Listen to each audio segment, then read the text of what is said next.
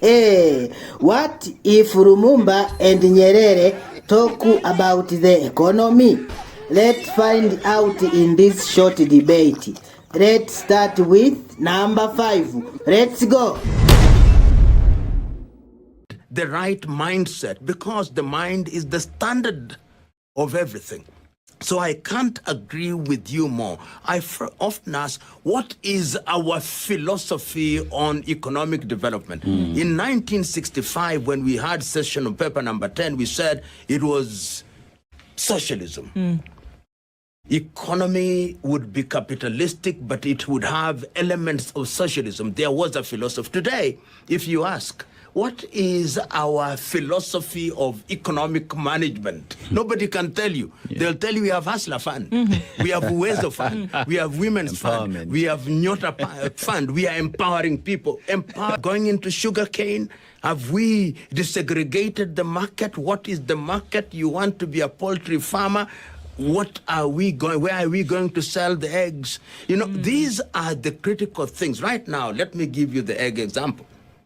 Give or take, we consume 9 billion eggs in a year in this country. We produce no more than 5 billion, which means there is a shortfall. What can we do deliberately to empower farmers in Central Province, in Central Kenya, in Western Kenya, in Eastern Kenya? Reduce the cost to produce. Are you enabling them? Have you planted the seed? So, and now, number 4. Let's go. Development to us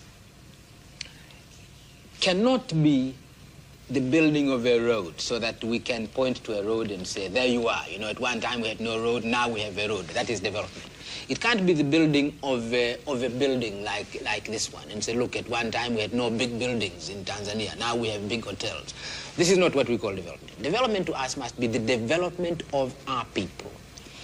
And we are saying it can be brought about by themselves for the purpose of improving their own lives. Now, it does happen that our people are rural people. If development means developing our people by themselves so that they can improve their own lives, well, their lives as peasants.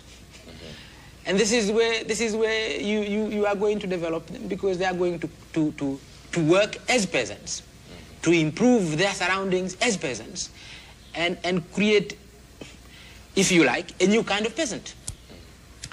And this has implications, the political implications of this, that we are going to be creating not merely these social units.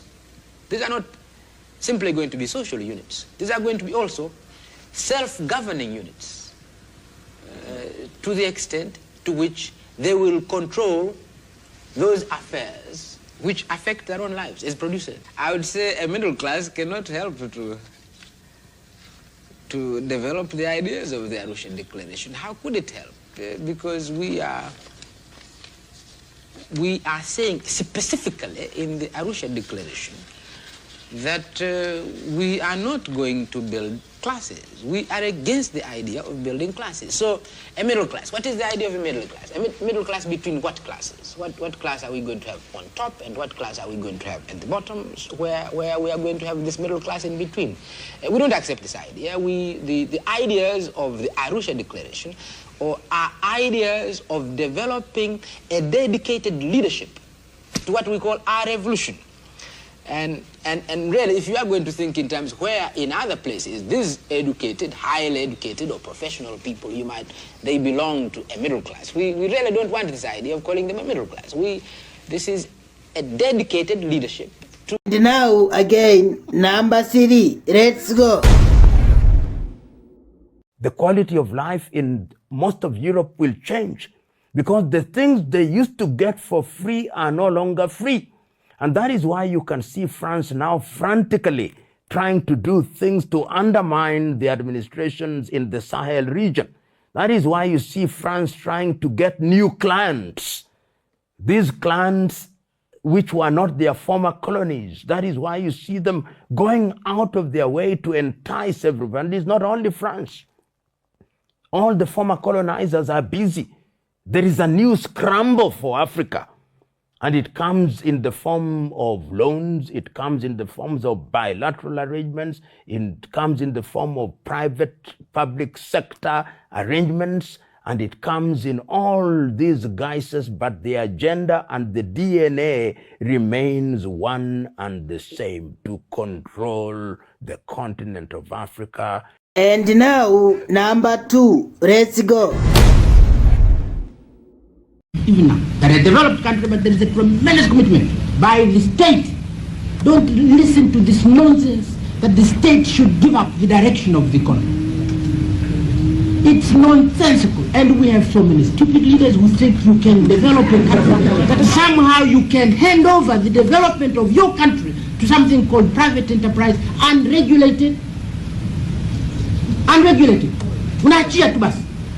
Maneno ya kipumbavu. Nani wameacha? Who had done it? The Japanese have not done it, the British have not done it, the Germans have not done it. They will be meeting in Halifax in June. They will be meeting in Halifax. What for? To drink tea? What do you think they're going to meet to do in Halifax? The big 7 are going to meet in Halifax to do what? To discuss how to control the economy.